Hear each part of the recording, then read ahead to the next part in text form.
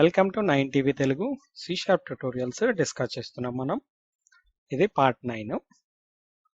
దీనిలో .NET framework versions గురించి నేర్చుకున్నాము. ఇంతకుముందు వీడియోలో డెవలప్మెంట్ ఆఫ్ .NET గురించి నేర్చుకున్నాము. సో ఈ వీడియోలో .NET ఫ్రేమ్వర్క్ వర్షన్స్ చూద్దాము. సో నార్మల్గా .NETలోకి వచ్చేసరికి 2 డిఫరెంట్ వర్షన్స్ మీరు చూడొచ్చు. ఫస్ట్ది .NET ఫ్రేమ్వర్క్, రెండోది .NET కోర్ ఫ్రేమ్వర్క్.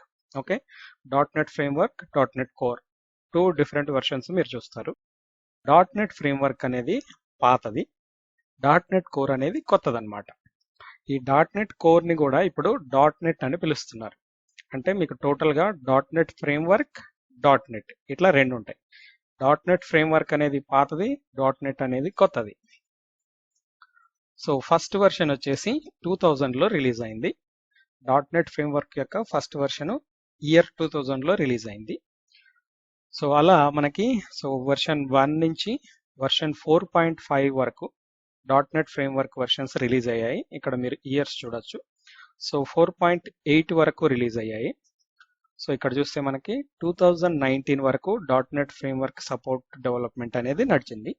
సో 4.8 అనేది లాస్ట్ వర్షన్.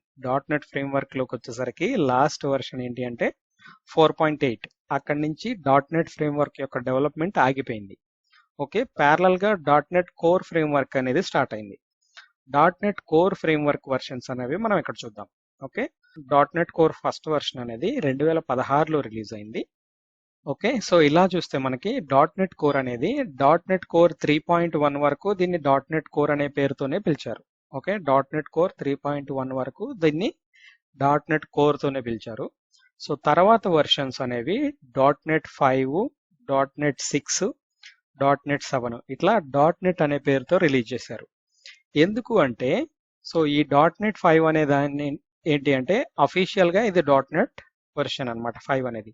కానీ ఇక్కడ .NET కోర్ 3.1, 3 ఇవన్నీ చూస్తే దీన్ని .NET కోర్ అని ఎందుకన్నారు అంటే మీకు .NET ఫ్రేమ్వర్క్లో కూడా 1 నుంచి 4.8 వరకు వర్షన్స్ ఉన్నాయి.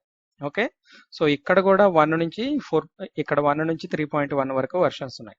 సో సేమ్ నంబర్స్ ఉన్నాయి కాబట్టి వీటి రెండింటికి డిఫరెన్స్ చూపించడానికి .NET కోర్ అనే యాడ్ చేశారనమాట. సో అది .NET ఫ్రేమ్వర్క్, ఇది .NET కోర్. సో 5 తర్వాత ఎందుకు కోర్ని తీసేశారు అంటే .NET ఫ్రేమ్వర్క్ వర్షన్ అనేది 4.8 వరకే ఉంది, ఆ తర్వాత లేవు.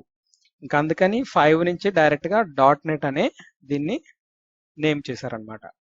సో ఇక్కడ .NET 5, .NET 6 అంటే ఇక్కడ .NET 5 అంటే .NET కోర్ అనే, .NET 6 అన్న .NET కోరే. అంటే .NET 5 ఆన్వర్డ్స్ మీకు కోర్ అనే నేమ్ అనేది ఫ్రేమ్వర్క్ పేరులో ఉండదు కానీ సో ఇది అఫీషియల్గా .NET కోరే అనమాట. So .NET 5, .NET 6. So present అయితే .NET 7 రిలీజ్ అయ్యింది. నేను ఈ PDF డాక్యుమెంట్ ప్రిపేర్ చేసేటప్పటికి .NET 7 రిలీజ్ అయ్యలేదు, అందుకని నేను ఇక్కడ రాయలేదు. సో ఇప్పుడైతే ఈ వీడియో చేసేటప్పటికి .NET 7 అయితే రిలీజ్ అయ్యింది. సో ప్రజెంట్ వర్షన్ అయితే .NET 7 అనమాట. నెక్స్ట్ రిలీజింగ్ వర్షన్ .NET 8 ఉంది. సో ఇవి .NET కోర్ వర్షన్స్ అనమాట. ఓకే, సో ఈ .NET కోర్, .NET స్టాండర్డ్కి డిఫరెన్సెస్ ఏంటో మనం ఒకసారి చూద్దాం.